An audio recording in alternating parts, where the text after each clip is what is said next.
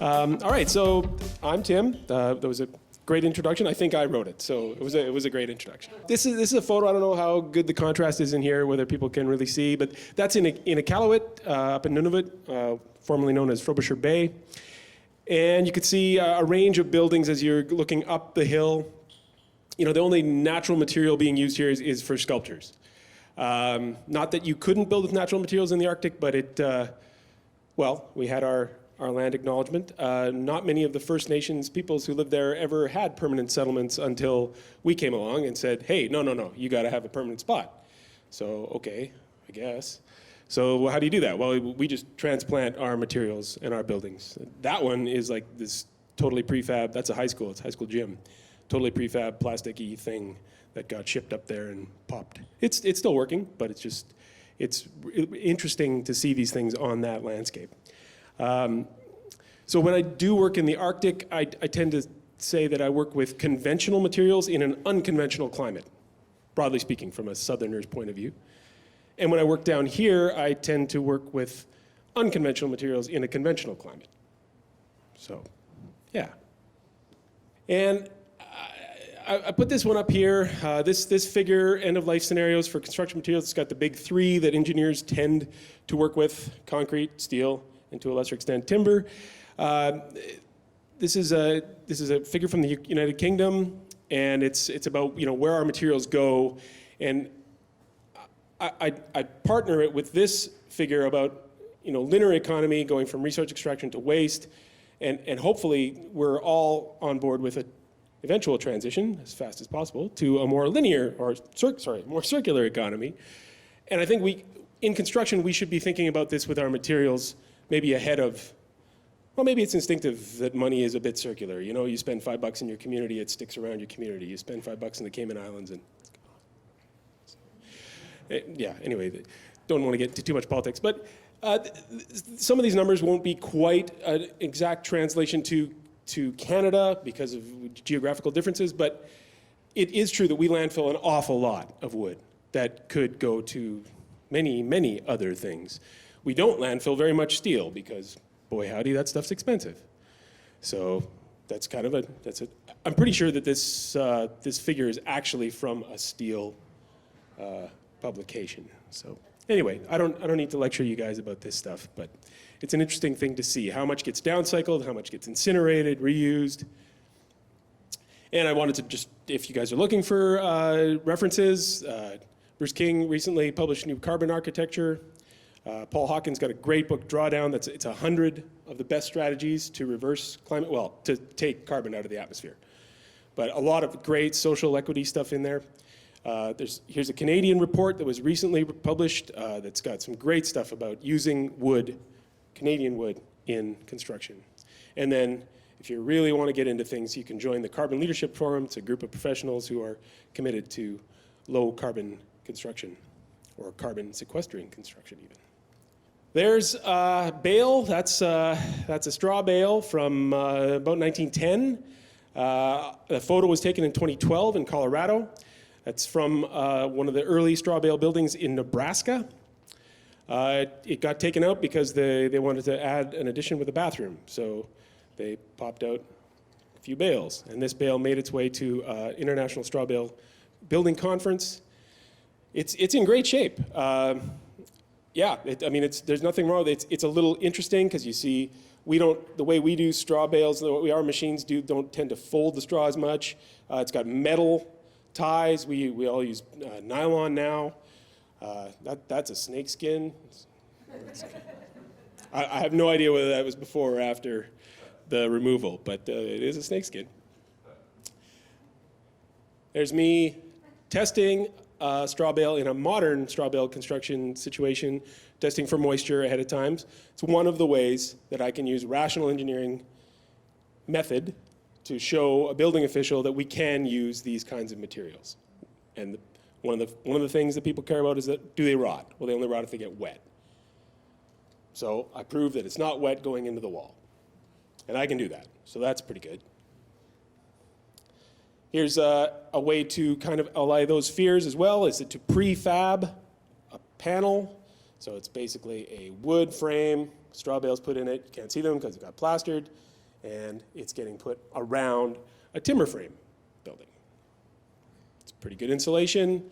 It's an interesting look. You do have seams to deal with, but you always have that with panelized construction. I think they're really pretty. They're not light. You definitely need machines to lift those babies, but it's an interesting solution. And in this case, the standard that I'm using is basically Part 9, because it's Part 9 construction. It's basically stud frame. As soon as you, well, I shouldn't say it. It's Part 4. Because in that case, the studs are, or the wood members, the columns, are on more than 2-foot centers. As long as you're on 2-foot centers or less, you're Part 9. Put whatever you want in there. You've got a wood skeleton.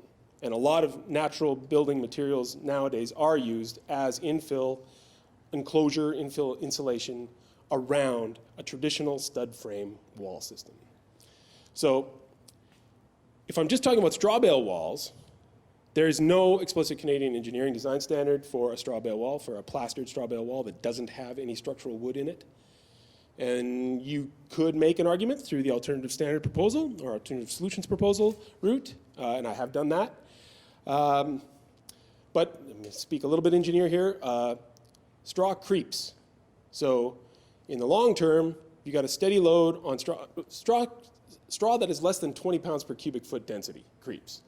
So if you've got a regular bale that's about 10 pounds per cubic foot, and even if you plaster it, you put load on that, it will relax. So you can't really make load-bearing straw bale without making very, very, very thick plasters, and then you're going to have some issues in your wall. So that's another reason why people have gone to infill. So then our alternative solution proposal is not about our structure, it's about our insulation. And it's really just saying this is a different form of cellulose insulation. And it's really not that hard. Most building officials will be able to wrap their heads around it, and there's plenty of publications, Canadian university research, national or North American fire test results. There's plenty of ammo to fill out an alternative solution proposal around straw bale construction in Canada. Structural straw bale, talked about that. Probably not a great idea unless you're going to densify. Can be done. In the States, the International Residential Code has a straw bale building design guide as a part of their appendix. It's a great document. It's worth looking at if you're really keen on building with straw. Could be used as an argument in Canadian jurisdiction. Really depends on your building official. Again, Bruce King wrote a great book, Design Straw Bale. CASBA just released a new book of details about straw bale construction.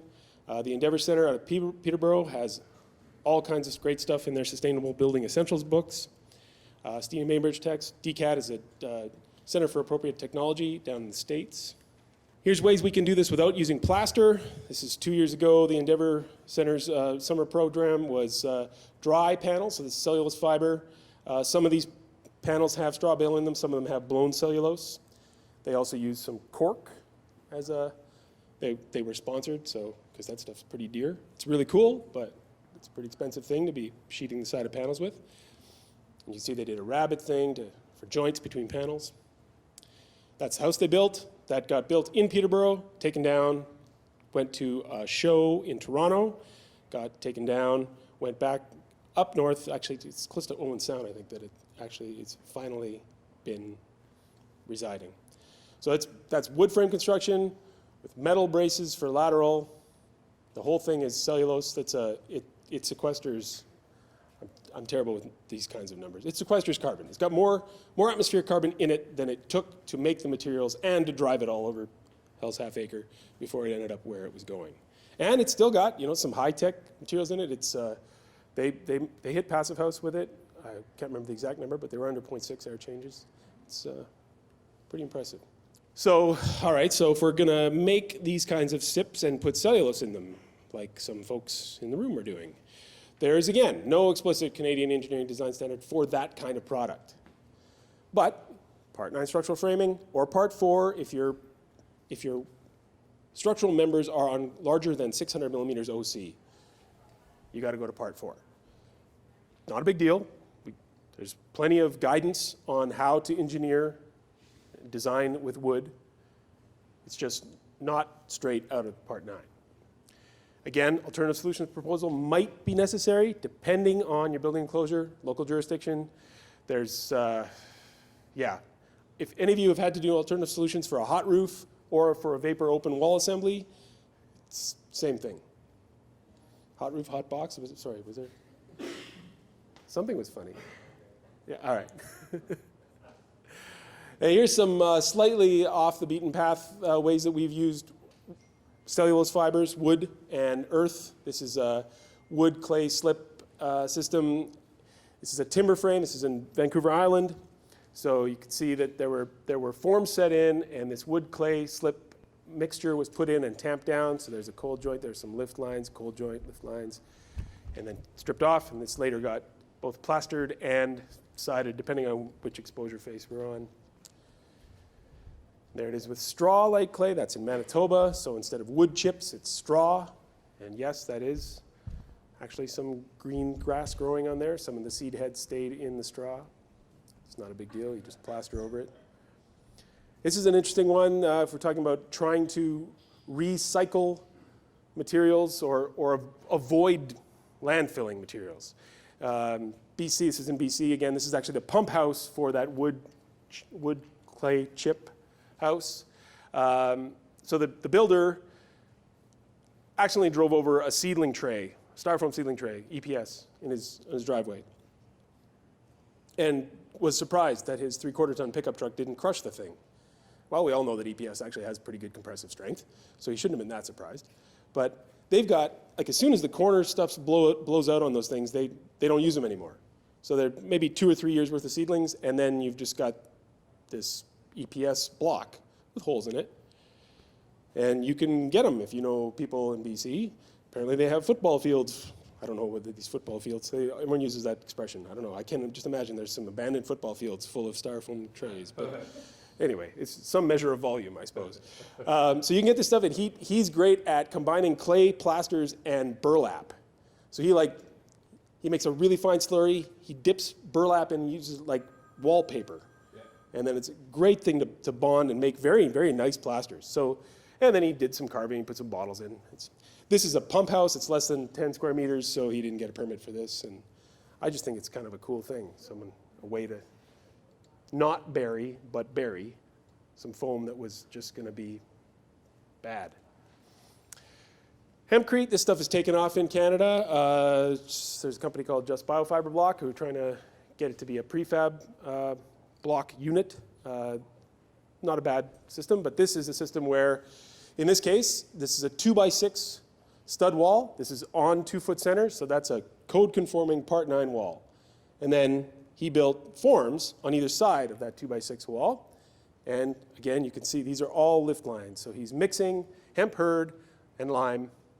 It's dry, it's a damp pack, and then packing it in. And this particular builder, he does build this way, but this is his house. He has a large family, and he called in a lot of favors, and that's his labor for this. It's not labor-free, and that's basically where the Just Biofiber guys are. They're trying to play their card, is to make these things like Legos. And I think it's got potential. This, again, massive carbon sequestration material. The hemp stock, chopped hemp stock, is loaded with like 1 year's carbon. Stabilized rammed earth, you may recognize this house. It's from not that far away from here. So this is not exactly as carbon friendly as the other materials, but I think it's, well, I'm very biased. It's beautiful. It's also very, very durable. I actually wrote a book about it. I've got some copies here if anybody really wants to get into it. There's the interior of the house.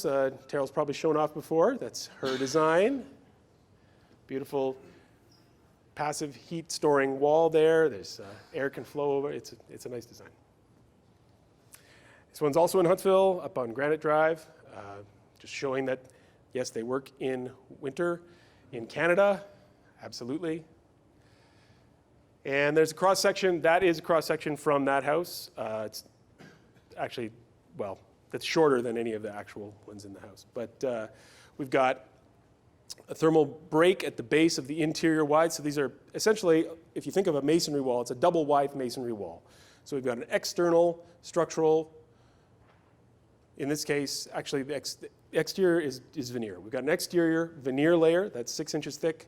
We've got 6 inches of rigid insulation. You can use rock wool. I'm hoping someday that Melinda and I will build one with straw bale inside it. Those will be some thick walls, but anyway. And then a structural withe on the inside.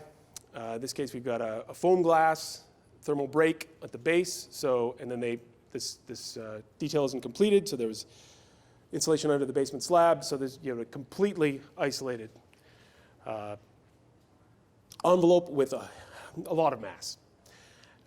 In this case, we were able to use high-density polyethylene geogrid as our inter-withe connector, so we eliminated a thermal bridge there.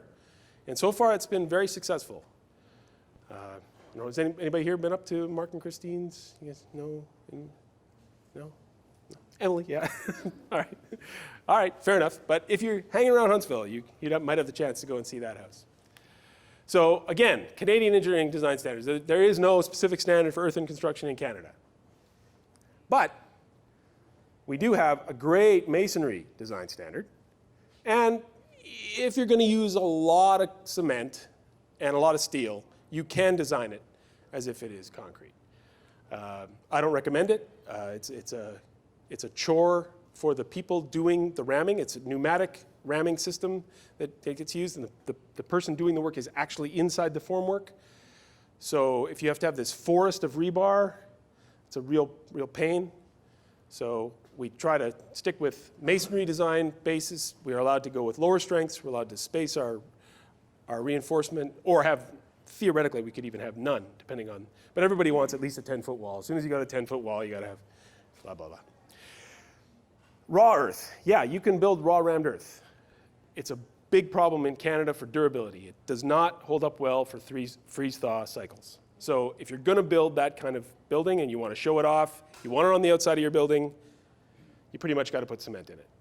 If you're willing to go with a pure mass wall that has external insulation and then some kind of other cladding, we could do it.